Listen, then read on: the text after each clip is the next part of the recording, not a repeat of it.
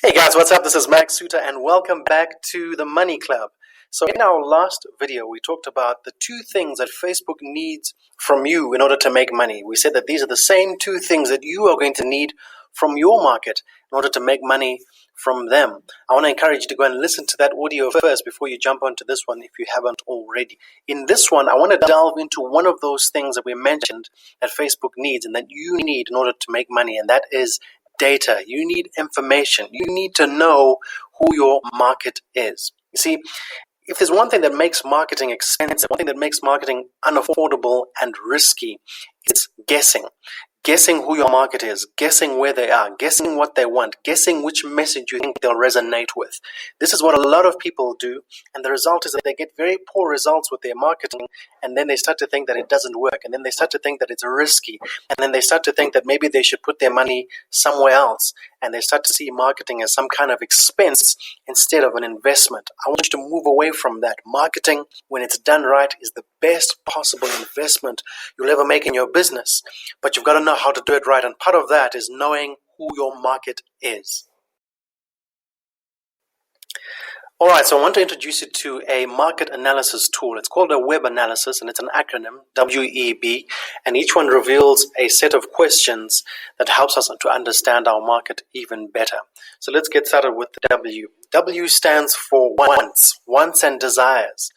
Your market already has a set of desires that they are moving towards, a set of things that they want in their lives, to gain in their lives. They want more of certain things.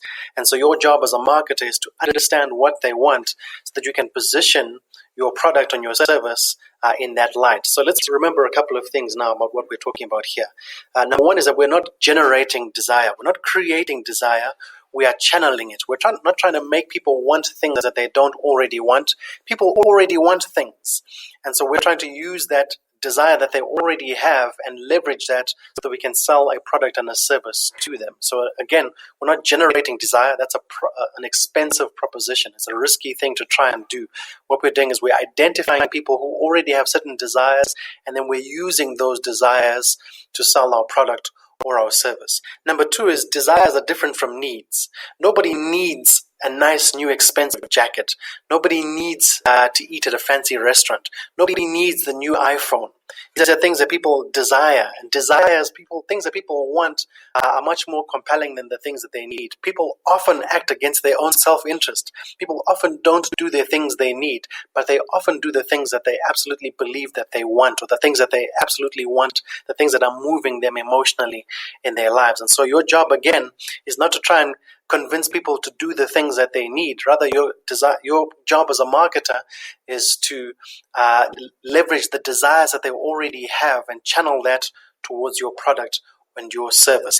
And then number three is that people desire outcomes. People want outcomes. They don't want products or services per se. What they want is the benefit or the advantage or the feelings associated with owning that thing. They don't want the thing itself per se. So for example, I might not want a new Mercedes-Benz. I might want the feeling of status. I might want the admiration of my friends. I might want that feeling of being successful. And so that's why I buy a brand new expensive car. That's why I buy a brand new expensive laptop or a phone. It's because I want those feelings and desires associated with owning that product. I want the benefits of that product. I might want to save time. I might want to save money. I might want to look intelligent. I might want to look successful. All these things, that's what I really want. And your product or your service is my means of acquiring the thing that I actually want. I hope that makes sense. Let's move on to the next one. The second letter, E, stands for emotion. Your market, your prospect, your potential customer feels a certain emotion. They feel a certain kind of way about the problem that they're facing. Now, a problem could be any situation in which your prospect or your potential customer does not have the outcome that he wants. So maybe he wants fresh red tomatoes growing in his garden, but he doesn't have that. That's a problem. Maybe he's in debt and he doesn't know how to get out of the immense debt that he's under. Well, that's a problem. Maybe he has a weight problem and he hasn't been able to lose that weight over a long period of time. That's a problem. Whatever the problem is that your product or your service solves, your market feels a certain way about it. And it's your job as a marketer, your job as an entrepreneur and a business owner to understand how they feel about the problem that they're currently facing, that your product or service can solve. Does that make sense? So maybe he feels angry. Maybe he's angry, frustrated. Maybe he's disappointed. Maybe he's just sad and discouraged. Maybe he's excited. Maybe he's hopeful. Maybe he's joyful. Whatever the emotion is that your prospect associates with that feeling, then it's your job to understand that. Because once you understand it, then you can craft messaging, you can craft your marketing in a way that is sensitive to the way that he's feeling about it. So can you imagine, for example, that somebody has just been, what's an example? Someone has just been diagnosed 2 days ago with, say, diabetes. Well, of course, you could make an excited jingle on the radio, da da da da da, na na na na na na na, about the solution that you have.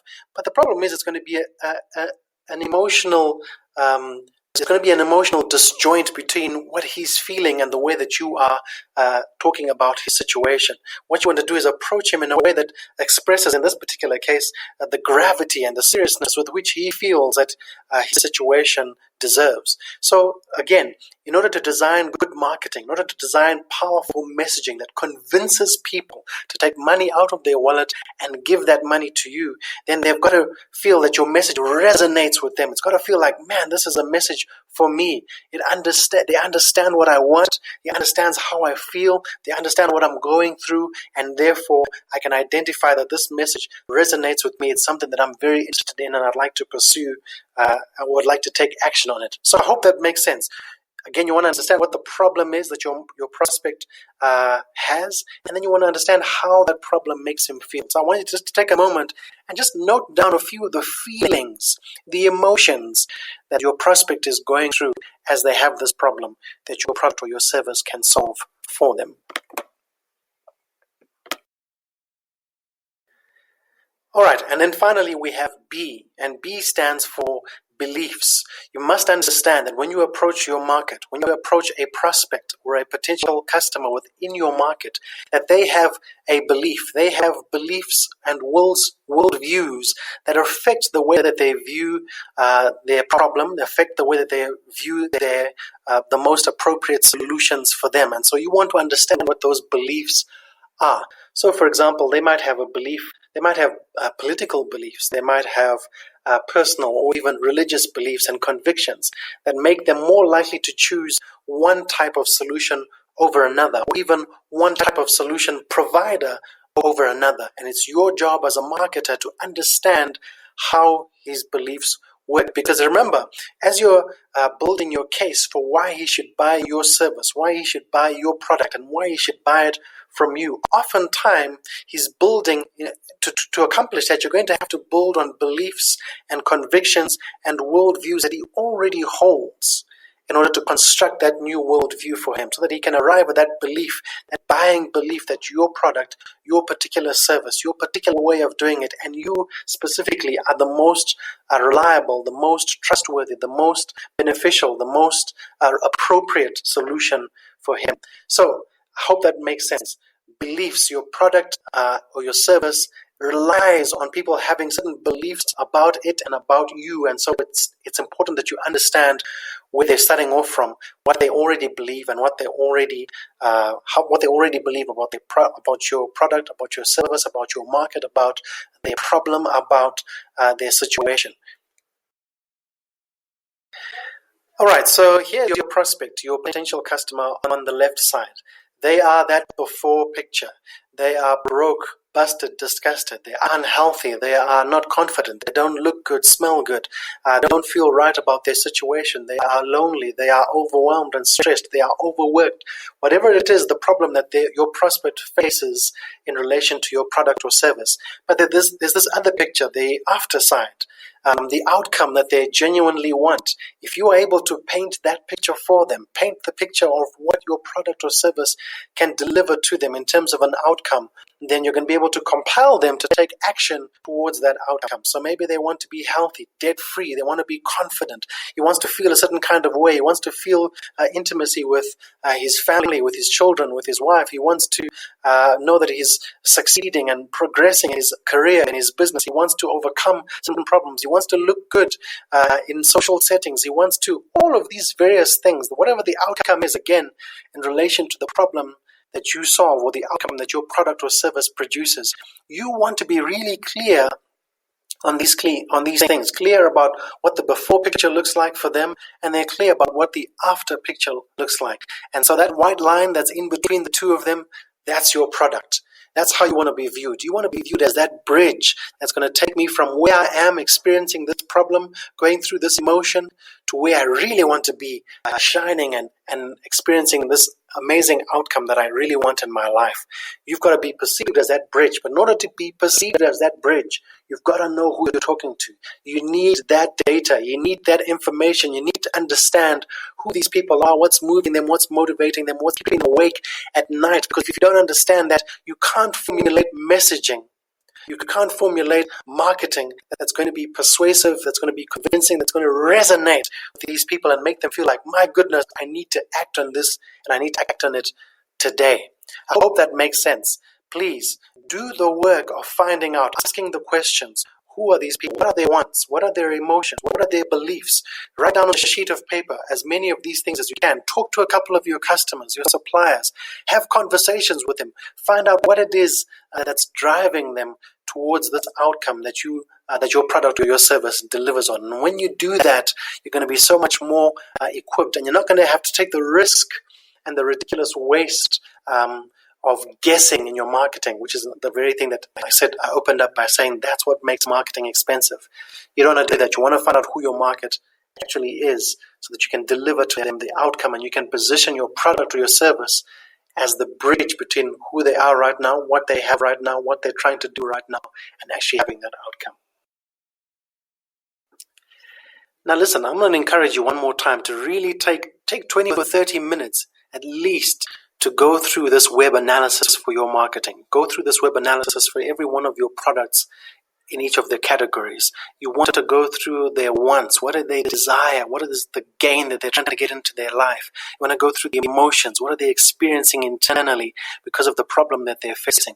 You want to go through their beliefs. What are their worldviews that are affecting their purchasing decisions, affecting the way that they view their problem and the solutions involved? Go through both the positive and the negative side of it, the benefits of it, as well as the consequences of not having the product or service. Go through the before picture. Go through the after picture. Go through the work of really getting clarity on exactly who these people are and what's going on with them. Even if you think you already know the answers, it's still worthwhile. You'll be surprised to know that even for me, in markets where I've been going and I've been marketing for years, I still go through these exercises because I want to know exactly how this is working for my prospect, because I want to sell. I want my marketing to work. I want my marketing to get results. It's got to resonate. When I put my messaging out there, it's got to get attention and it's got to convert them. And so I go through these exercises because I want to know that stuff, and I encourage you to do the same thing. Now, in the next lesson, I'm going to talk about a little bit about another aspect of your market analysis, because knowing your prospect alone is not enough. You've also got to know something about your competition. And I want to give you some really important insights how to understand who your competition is. In some cases, some people think that they don't have competition, which is a major mistake. Everybody has competition because other people are also solving the problem, also trying to position themselves as the best solution for the problem that your prospect, your potential customer is facing. And so you want to understand how to position yourself as superior and a better and more appropriate solution for them. And we'll talk about that in the next video.